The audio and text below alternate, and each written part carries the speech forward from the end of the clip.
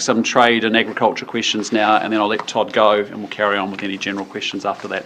With Laura. Premier Lee's visit, what tangible outcomes do you hope to get, other than kind of just the good vibes? Yeah, look, there's a number of things that we're proposing that will have government-to-government agreements around, and then equally it's a great opportunity for a number of New Zealand businesses to actually do arrangements and deals with China counterparts and China businesses as well. So we'll have a series of announcements that you'll see through Thursday, Friday as a result. How long do you expect Aukus to feature in those conversations? Look, I'm sure it'll be a feature. As I've said before, we have massive areas of cooperation with China, particularly in the areas of trade, energy, climate change, people-to-people connections. We obviously have our differences as well, as we expect, and we will raise those and discuss those in our bilateral because that's what we should be able to do. We've had a 50-year long-term partnership. It's important that we raise those concerns. As I said before, our position remains the same as the previous administration. In terms of China's human rights records and various different issues like that, will you be raising those directly? Yes. You will? Yes. What is it that you plan on saying to him about those issues? Well, look, we have a series of, obviously have different political systems, we have different political histories, we have differences.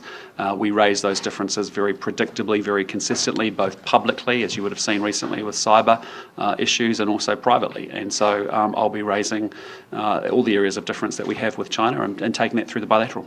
Would you expect him in that meeting to invite you or a member of your government to China at some point this year? Well, may be the case, and I'd be very keen to go to China potentially early next year. But the reason, we've already seen, as Todd's already highlighted, had a series of high-level engagements. Todd's been to China. We've had Foreign Minister Wang Yi here. We've now got the Premier Lee here. We haven't had a Premier visit New Zealand since 2017, so it's a big deal.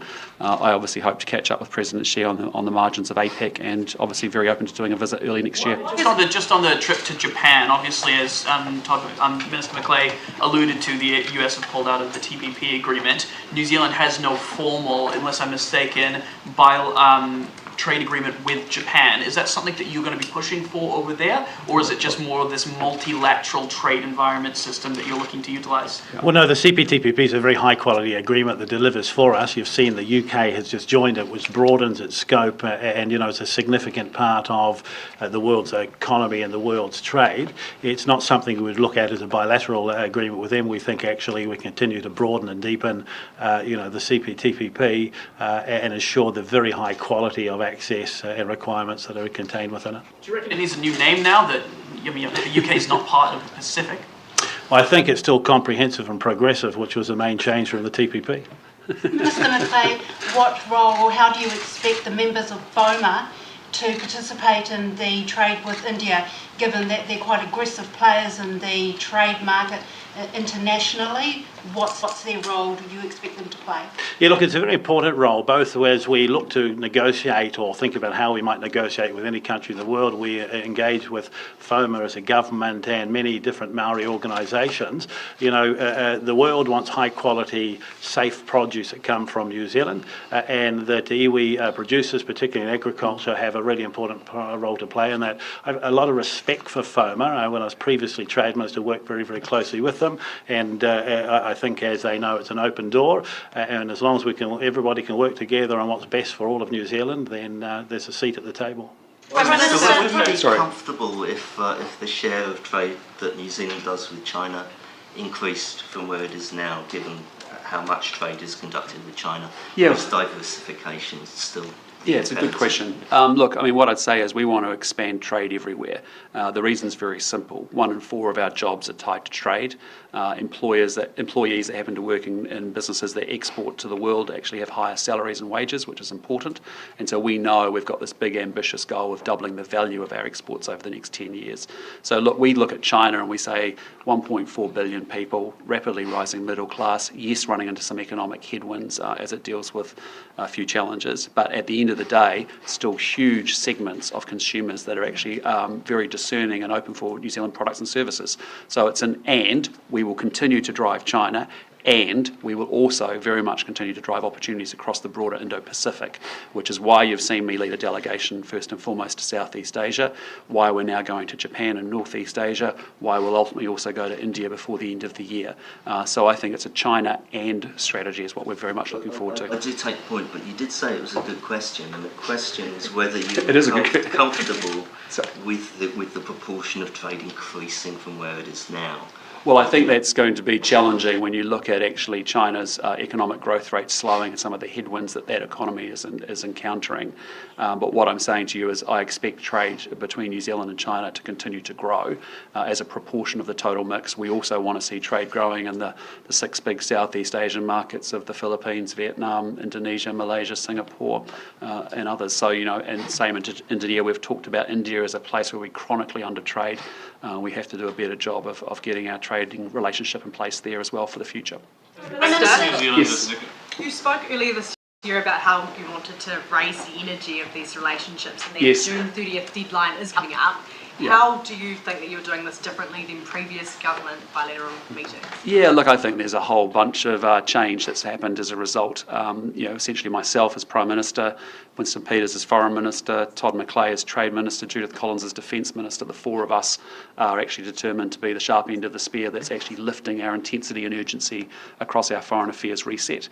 We are... Well, I think it's just we're very focused on it. We know that our economic future depends on us actually being able to lift significantly the value of our exports. It's how we become more productive economically. It's how we raise our standard of living for all New Zealanders.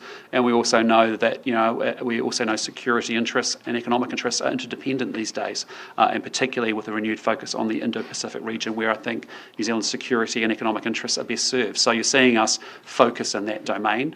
You're seeing us actually with the four ministers, we meet regularly to align around our engagements, and you're seeing it this week with Winston Peters back out into Southeast Asia.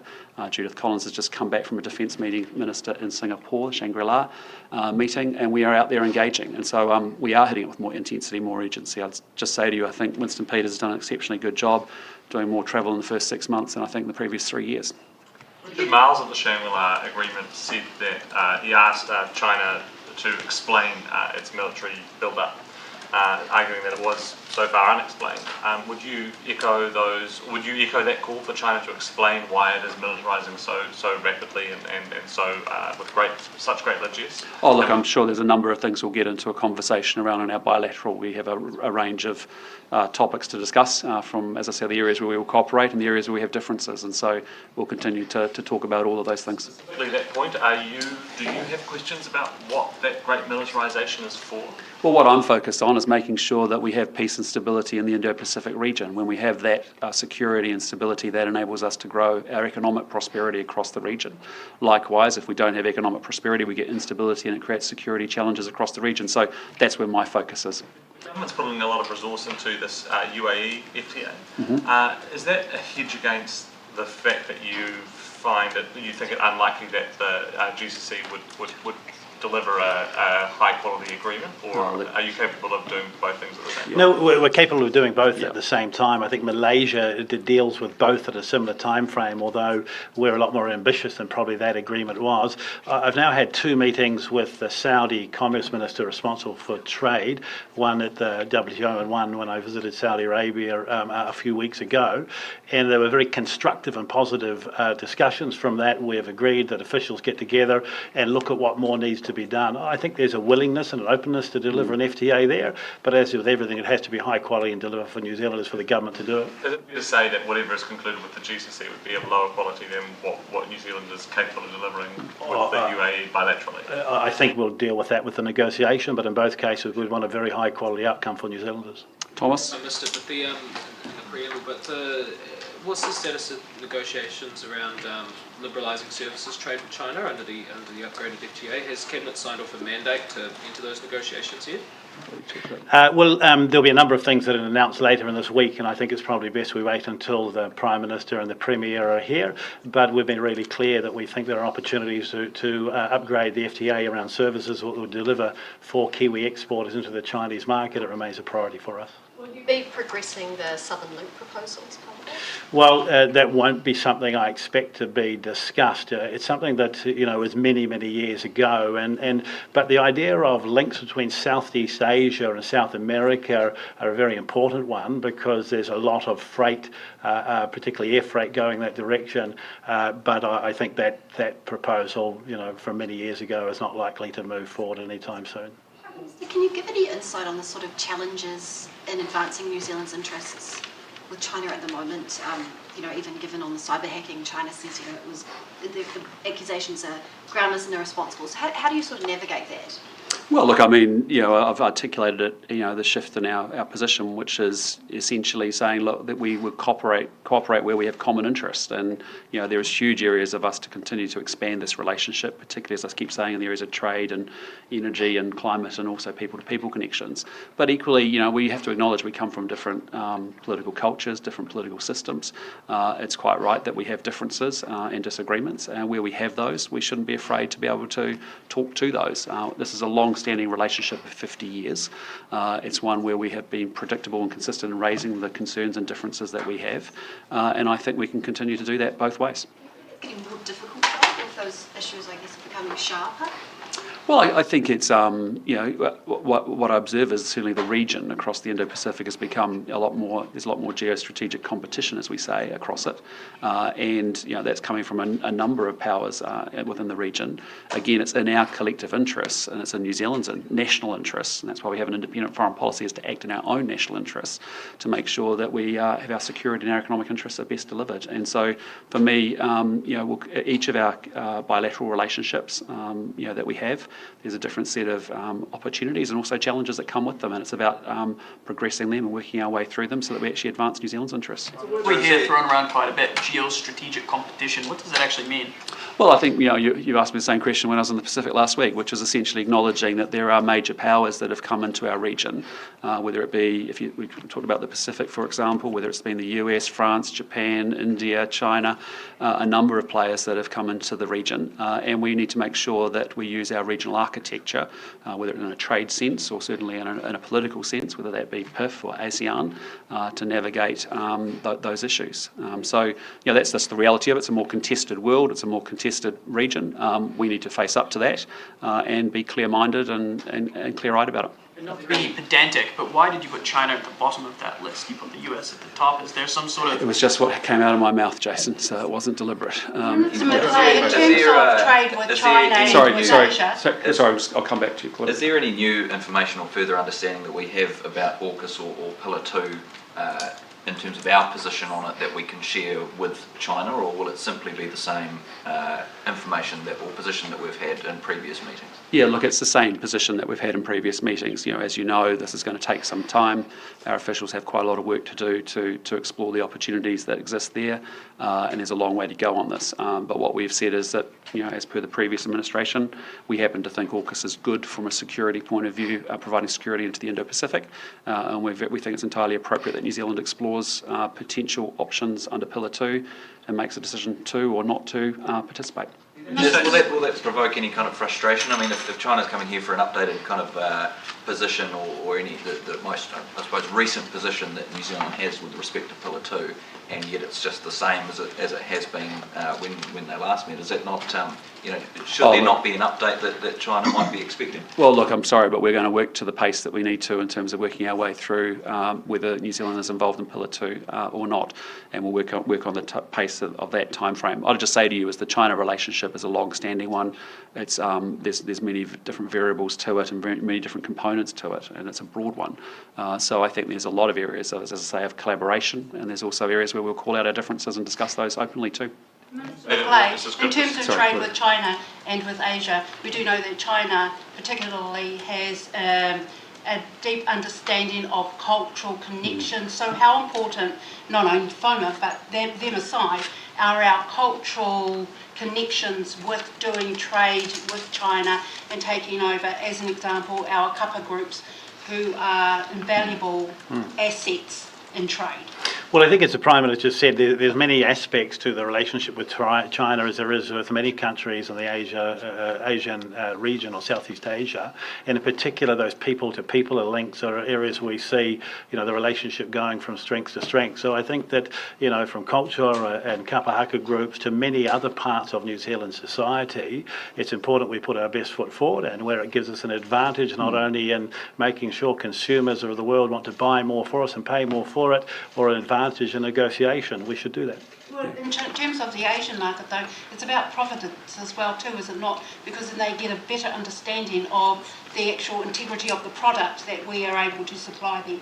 Yeah, it was very high quality products with integrity from New Zealand. We produce the highest quality, safest food in the world from our farms, and that's a strong reputation we have, and we need to guard. And so, yeah, I agree with you. When you said that Aukus is good for the security of the region, I was wondering, what do you think is the challenge to security in the region that Aukus is designed to solve, and would you be sharing your assessment of that challenge with the Chinese Premier? Well, look, we'll talk about regional issues, we'll talk about some global issues as well, as well as a big part will be our bilateral relationship. But, there's a number of issues and flashpoints in the region that it's important that we actually have, parties engaging in dialogue, de-escalating. We wouldn't want any miscalculation happening in some of the flashpoints that we have within the Indo-Pacific region. And so for us, it's just making sure that we talk those issues through pretty openly. When Wang Yi visited, he seemed to think that these security threats were imaginary. Winston Peters argued that they were not imaginary.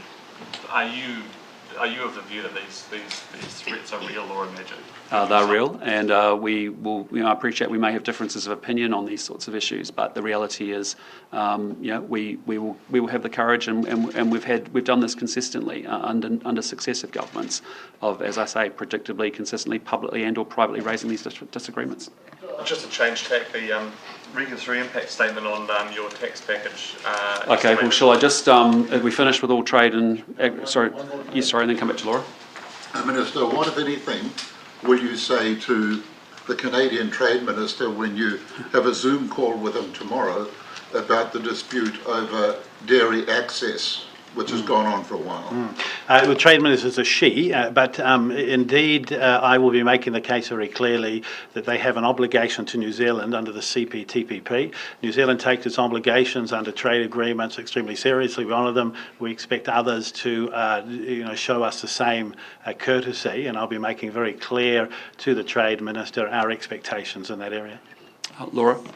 We're talking a lot about China and the difficult bits in the relationship there around different political systems, human rights issues and things like that. Wondering what you've learned from that relationship that you're going to take to India. There are, similar issues there in terms of human rights records, different political systems, democracy, but not in the way that we understand democracy in New Zealand. What have you learned from that relationship and going forward? Well, what I'd just say to you is that, we are a small country. We rely on trade. As I said, it's critical for our future. It's critical for our prosperity.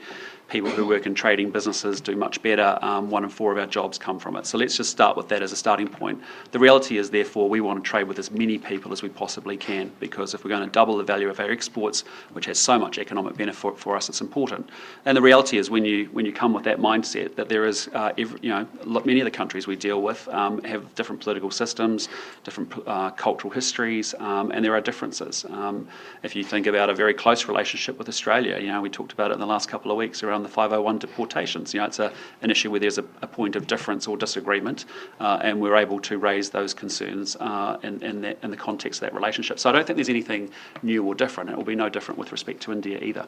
Given the 501 deportations, do you expect Australia's changing policy to make a substantial difference to the number of deportees and the crimes they commit here in New Zealand? Well, look, we'll have to monitor that, but I take Prime Minister Albanese at his word when he said the common sense approach would continue to apply. And so we'll need to see it worked out, we'll need to see it executed and move from a form of words into action, and we'll continue to monitor that. Did the common sense approach make any meaningful difference to New Zealand? Sorry, in the past? Yeah. Look, I think there were two things. I think there was, first and foremost, I think Prime Minister Albanese putting a lot of personal capital into providing a pathway for citizenship for New Zealanders with long-term connections in Australia has been very welcomed. And likewise, the common sense approach to the deportation issue, whereas again we have argued consistently under successive governments that actually it doesn't make sense to have people deported who have little connection to this country, has actually been well received. I think there have been two impediments to our relationship that have actually been very constructively resolved. Beyond the principle of it, do you think it's actually, had it actually changed the sort of the situation on the ground in terms of the number of people coming in, the crimes that have committed? Yes, when I looked at the numbers, it was significantly down. Yeah. Are you satisfied with the existing inquiries into the allegations around Te Pāti Māori? Well, let's get to that issue if you don't mind. If we're ready, is that the last conversation on trade and on agriculture? I'll let Todd go, just in the interest of his time, and let me talk to that issue. If I don't mind, I just want to give you a bit of an overview as to where we are, and then, Craig, we can get into your question. What I'd say is over the past week, the media have reported allegations that personal information provided as part of Census 2023 or for the purposes of immunisation processes was misused during last year's election. These allegations are serious and they go to the heart of trust and confidence in our democratic processes and institutions. And New Zealanders trust that their personal information is secure and won't be exploited. So I do want to outline to you today what action is already being taken, and I can also announce that the Minister for Public Service and myself have directed the Public Service Commission to initiate an independent inquiry under the Public Service Act 2020. So the following actions have been taken to date. Firstly, the police have received a complaint in relation to the allegations and they have commenced their own investigation. Secondly, the Privacy Commissioner has requested information and assurances related to the reported allegations, and I do encourage anyone to come forward with any information they have about these allegations to contact the police or the Privacy Commissioner. And then individual agencies are also taking action to establish the facts in relation to these allegations. So Stats New Zealand have initiated an independent investigation and an assurance review into allegations of misuse of census data, and the terms of reference you would have seen were publicly released on Friday. Other ministries, the Ministry of Health, Health New Zealand, Oranga Tamariki and MSD are also taking steps to gather any relevant information and seek their own independent assurances over the treatment of data. However, public confidence in the response to these allegations is absolutely paramount. There must be independent oversight of the whole picture of government agency activity. Agencies shouldn't be left to review these allegations themselves. And to that end, the Minister for Public Service and I have directed the Public Service Commission to initiate an independent inquiry into the safeguards that government agencies had in place to protect people's personal data in the circumstances surrounding these allegations. I've also asked the inquiry to examine agencies' management of actual or perceived conflicts of interest. If the allegations are true, the way data could be so easily shared between organisations through people wearing multiple hats would be of great concern. The inquiry will cover all relevant government agencies, including Crown entities, and this inquiry will run concurrently to the investigations run by the agencies and will not compromise the processes or the investigations that the Police and Privacy Commissioner already have underway. The review will be established under the powers provided by the Public Service Act 2020.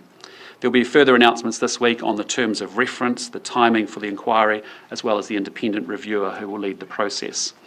I just say New Zealanders must have confidence that the data they provide to government agencies or others acting on their behalf is used appropriately and is subject to adequate protections. Last week's actions by public sector agencies in response to these allegations was a good first step, but it's not sufficient. The PSC inquiry announced today will pull the various lines of inquiry together and ensure the necessary independence to provide confidence to the public around the findings. The actions to date by agencies and the new steps announced today are about establishing the facts of what happened. We will consider what further action might need to be taken once that phase is complete. Craig, why don't we come back to you on your question? When would you expect that inquiry to report back? Look, again, what I really want is the Public Service Commissioner, Acting Public Service Commissioner, to devise the terms of reference, to identify the timing, and importantly also the independent reviewers. I hope to have more to say about that towards the end of the week. But do you have an expectation of No, in fairness, I want them to be able to, I've issued a directive this morning and today, and I really want to make sure that actually that they have time to digest that and set that up in the right way. Allegations were also that agencies, Stats NZ and USD, had been notified in advance but hadn't acted. Will that form part of this inquiry? Absolutely. So I think, with the Public Service Commission independent inquiry, what we're looking for there is a way to distill and synthesise and bring together all the independent agency reviews, identify if there's any gaps in that, because they'll all be looking at it through their independent sort of local sort of lens of their individual agencies. Make sure certainly that we're comfortable with the way that data's been managed, and then thirdly to look at this area of conflicts of interest. Was there any consideration to getting the Auditor General involved? There was a number of other options that we could consider, whether it's Auditor General, whether it was Ombudsman, whether it was Ministerial Inquiry, and I just think this is the appropriate way so that we don't cut across the police and public service and the Privacy Commissioner inquiries that are going on. In terms of the Electoral Commission, do you have concerns, given what happened during the election and also the allegations of them knowing about that? Again, that'll be an issue for the Electoral Commission themselves, but equally the Public Service Commission is open to looking at all agencies and their engagement on the issue. Yes, they could. Yeah. Have you talked to Te Pāti Māori about this yet? No, I haven't. So they're hearing about this for the first time now? Yes, they will be. Do you not think it might have been good to give them a bit of a heads up as a show of good faith that you were planning on doing this? Well, look, I saw a letter that came through from John Tamahere requesting, I think, a police investigation. There is already a police investigation up and running, and it's inappropriate for me to direct the police.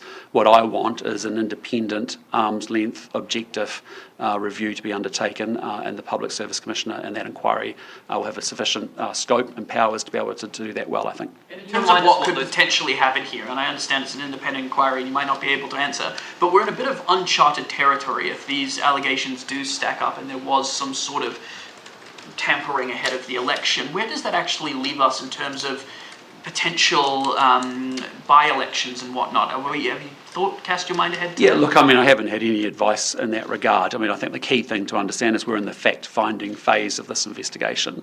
It's really important so that we do have trust in our institutions, and the public can quite rightfully have trust in government that they're going to manage their data appropriately, that the police and the Privacy Commissioner, who have different powers and coercive powers in some ways, can progress their investigations, but equally independent agencies can look at their own engagement on the issue, but we also put that umbrella approach over the top with an independent PSC inquiry. Prime Minister, I don't think you answered the question. Why did you not inform Te Pāti Māori previous to this announcement? Just because we had a conversation about it all today and it's moving very quickly, and I think it's entirely appropriate that I take responsibility as a government for the allegations. I take responsibility for the response to the allegations that we've had at the end of last week. And in terms of the public service, independent inquiry, they're writing their own terms of reference because it's an independent inquiry, is that correct? It's the Public Service Commissioner who will undertake an independent inquiry. They will look at terms of reference, they'll look at timing, and they'll look at independent reviewers that will assist them with it. That will obviously come back to the Minister for Public Service for sign-off. Clarity, sorry. It's an independent inquiry, but they're Correct. writing their own terms of reference because it's an independent inquiry. It's an independent inquiry because the Public Service Commissioner is the right agency, central government agency, to look at the government agency's responses to this issue. Sort of level of Clear? Will it have the power to be able to compel people to give evidence, or compel, say, the marae and the organisations involved to hand over documents and photocopy records and stuff like that? That will be really the responsibility of the police and the Privacy Commissioner, who will have more of those powers and the authority to be able to look into those issues. This is really about making sure that the government agencies' responses, that they can look at that in quite a broad way. And as I said, there's independent agencies going on, but I actually think I don't want independent agencies reviewing their own work. I actually want someone independently of them looking at the government's response to this. Minister, from your perspective, why is this inquiry so important? Well, it's important. New Zealand has a fantastic reputation as being as for the public and for globally for people to be able to trust our social institutions, and that government will use data appropriately and and legally, etc. And I just want to reassure the New Zealand public, we've had serious allegations made. I want an independent, as I said, arm's length, objective review undertaken. That's best done through the PSC. I want to make sure that, that if there are any issues that they're brought out, equally if there isn't, they're not, that's brought out too. And we make sure that people have confidence in the system. That's what it's all about, confidence and trust in public services. Is the damage already done, regardless of what the inquiries find? There's already, plummeting trust in institutions. We've seen the number of census responses go down in recent years, most people citing a lack of trust in government institutions. This is obviously kind of another blow to that trust. So do you think that... Well, I think I want to be really careful. These are allegations, so I don't want to... that's why I want it done objectively in a very arm's length, proper kind of way. And I think the fact that we are putting this review in place underscores how importantly we value the trust that the public have in our institutions, and that's why I'm asking for this intervention to happen and directing this intervention to happen, because I do want New Zealanders to know that they can be that they can be really assured that we have great institutions and that they're being well managed and well delivered. John Tamahiri has said the recent attacks against Te Pāti Māori and its MPs are part of a continuing narrative of attack on all matters Māori. Do you agree with that assessment as to why this has been probed by media and then also by this investigation? Oh, look, I'm not going to go into that. Those are issues obviously for him, but what I'd say is that it's important that there is a proper, dispassionate, objective, arm's length investigation. That's all that I'm putting in place here to make sure that, in fairness to all parties involved, if there's no truth to these allegations, that needs to be surfaced too. And if there is, we need to understand that as well and go forward from there. But it's important that actually the New Zealand people can trust these institutions of government. And have you got any indication, I know it's early days and the terms of reference haven't been established yet, but the sort of cost associated with this, or will it just kind of fall into the baseline of the Public Service Commission? No, I haven't. But the bottom line is this is not a cost issue, this is a principled issue, which is about making sure that New Zealand people can have great trust and confidence in their institutions, and that's what this is really about. Specifically though, what power will the inquiry have to compel people who are not employees of the state to appear before it? Well, I want to be clear that there's already a police inquiry up and running that has full powers to go, very expansionary investigative powers. Likewise, the Privacy Commissioner also has some coercive powers under legislation as well. Those two pieces are up and running already, and it's important that I don't run across those investigations. And so what I'm wanting to make sure is, yes, while it's nice that every independent government agency is doing its own review, it's important that actually they don't do their own assessment of their own agency's performance. I want an independent view of that so that I can be really reassured that the government's agencies are responding and managing data in the appropriate way, are managing conflicts, real or perceived, in the right way, and importantly, if there's gaps in the arc of knowledge that we need to have about the government's response across a number of agencies, that can happen as well. So this inquiry is quite strictly focused on the public service side of it, and any alleged wrongdoing by private individuals would be the remit of the Privacy Police and the Privacy Commissioner at this point. Now, of course, we're in the fact-finding mission because I think it's important, given quite serious allegations are made in the middle of last week, that we actually get through the facts and establish what has or hasn't happened, and do that in a very objective, dispassionate kind of way.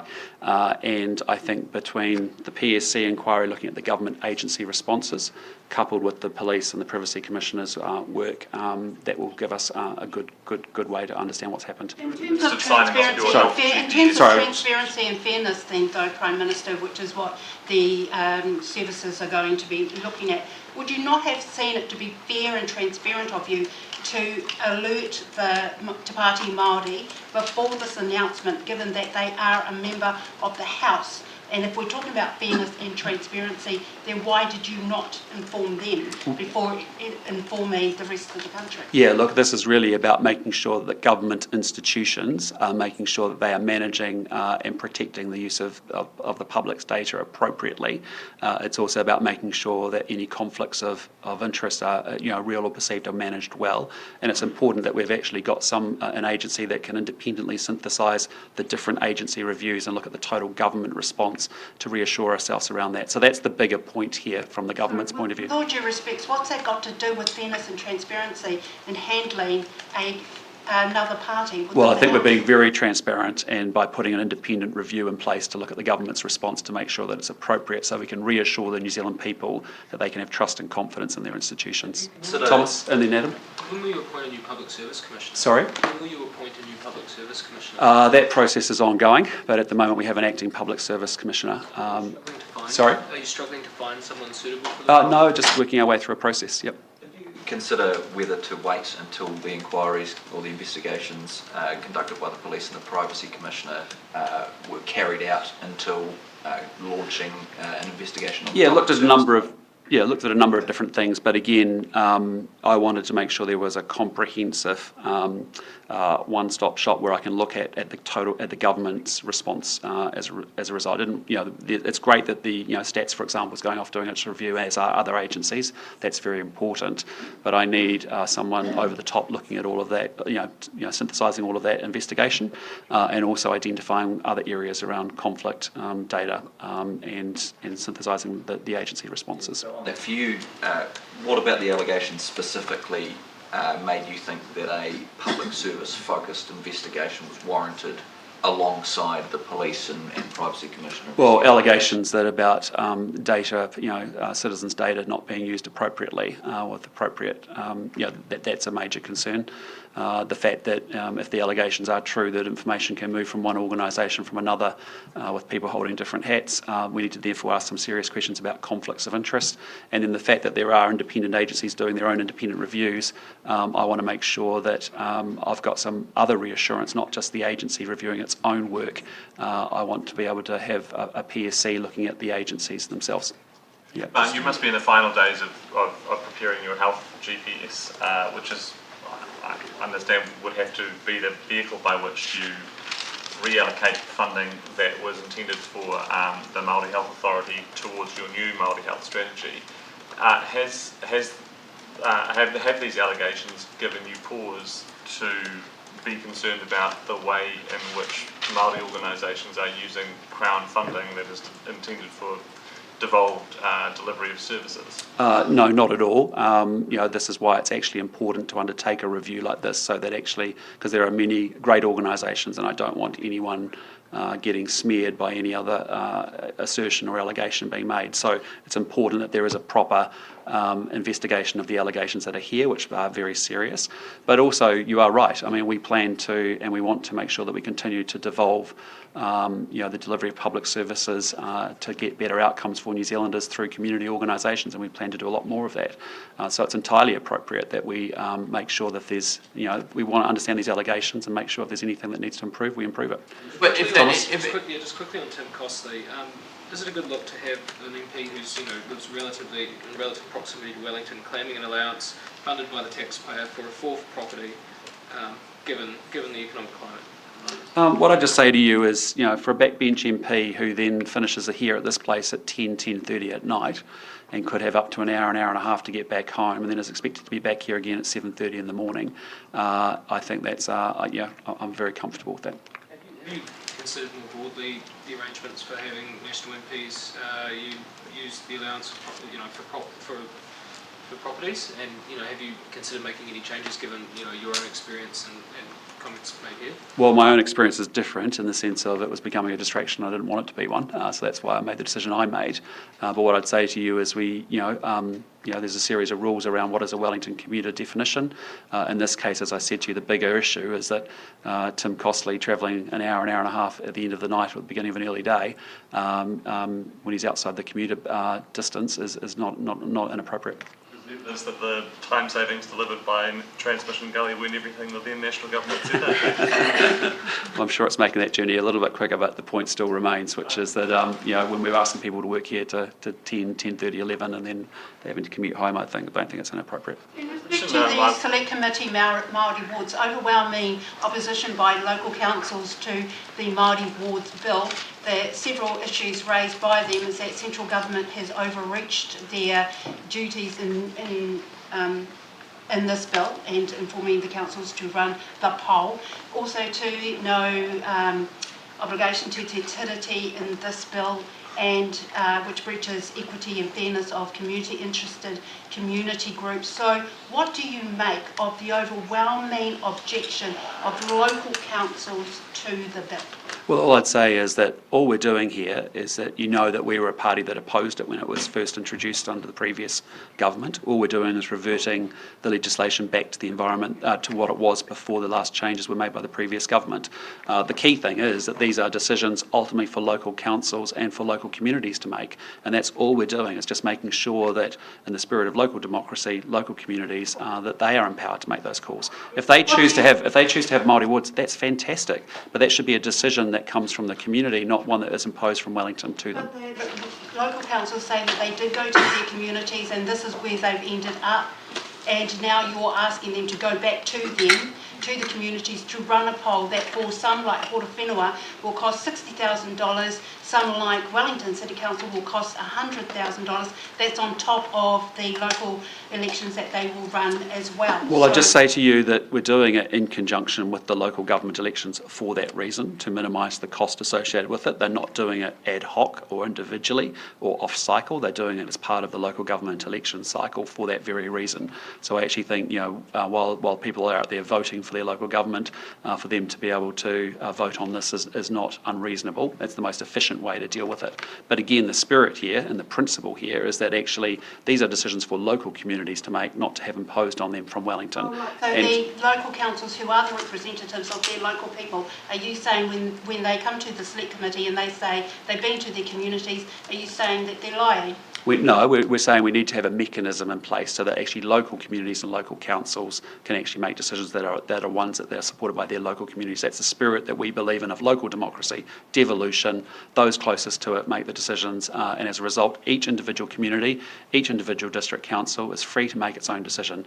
If they choose to have a Māori ward, fantastic, but it should be their call, not something that's imposed on them from Wellington. There's a huge number of people moving to Australia at the moment, aside from the income tax cuts, but also with job insecurity in New Zealand at the moment. How do you keep people from moving away? Yeah, well, this is the challenge that that my government has, which is that we have to build an economy that people actually feel if they work hard, they can get ahead and they can do well for themselves. That's why we're trying to grow the economy. That's why we're trying to deal with inflation, get the cost of living, and get growth, a la trade and all those things that actually drive economic growth is important. The second thing is we need to make sure that we do restore law and order, because people actually do want to feel safe that it's a place that they can raise their family here and that they can actually move about their business in their own streets, in their own houses, in their own communities feeling safe.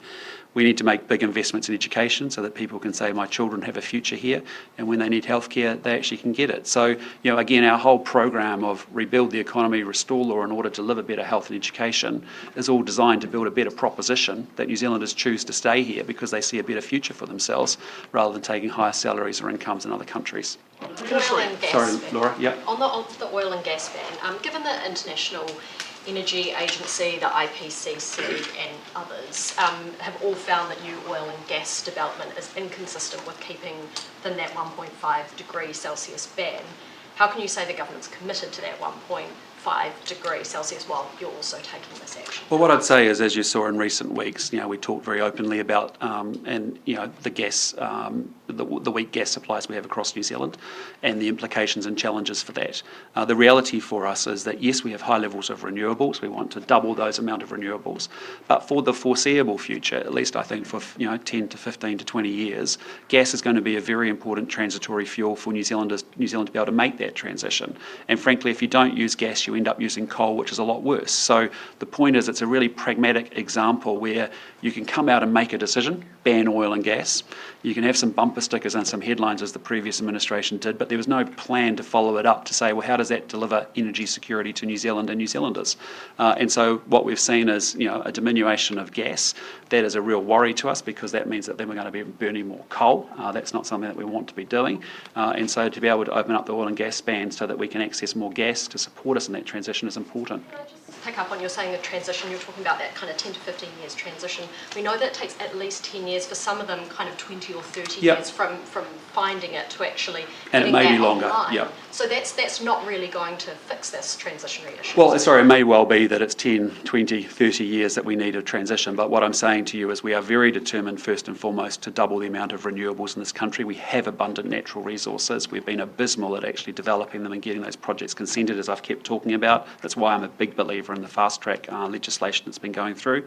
Secondly, we have to acknowledge the reality, which is, as much as we would like not to deal with it, the reality is that we still use gas in our system, because as high as we are relative to the rest of the world on renewables, it's still not 100%. And that last 5%, that is incredibly difficult to do when you're relying on natural resources with whether it's rained enough or whether it's been windy enough or sunny enough. So we do need gas to keep our lights on. And as you've seen with the decision that was made before, those gas reserves have now run down. And so we are just being practical and pragmatic to say, in order to make this transition, what we don't want to be doing is burning a lot of coal. If we can burn gas instead, it's not nearly as good as renewables, get it? But it's certainly a hell of a lot better than coal.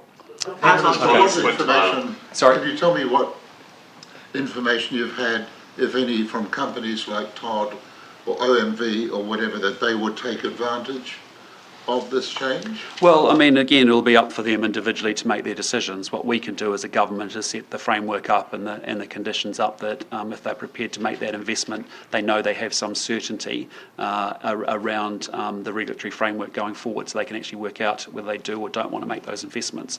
But again, that is our job, is to make sure that there is certainty and clarity for individual firms to make investments in energy. They said they want to come back, or?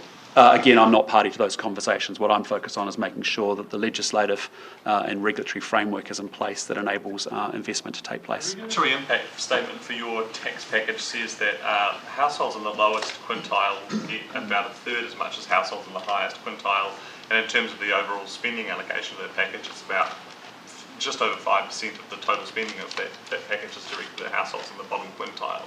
Is that concerning to you, to see so much money directed to alleviate cost of living pressure amongst the richest 20% of families? Look, I'd just say to you, I think we designed a system incredibly well to put more emphasis for lower middle income working New Zealanders. We worked incredibly hard to cap it, as you know, at $78,100 to make sure that there was more benefit for working families in particular. And I think in a progressive tax system, we've done a very, very good job of doing everything we can to make sure that fiscal drag is diminished, to make sure that people get to keep more of their own money. And I'm very proud of the tax package. It's good to see there's been over 400,000 New Zealanders that have jumped on and checked the tax calculator out, and may many more of them continue to do so. Okay. Do though, because the top two quintiles get $38 and $39 a week extra on average.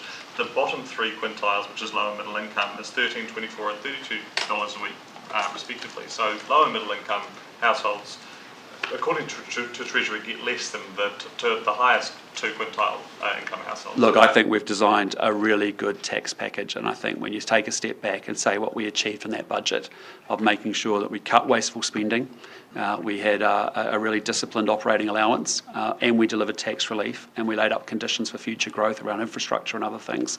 I think we've achieved an awful lot in a short period of time. There's more to do, get it, but this is going to make a big difference to New Zealanders. Okay, thanks so much for your time. Appreciate it.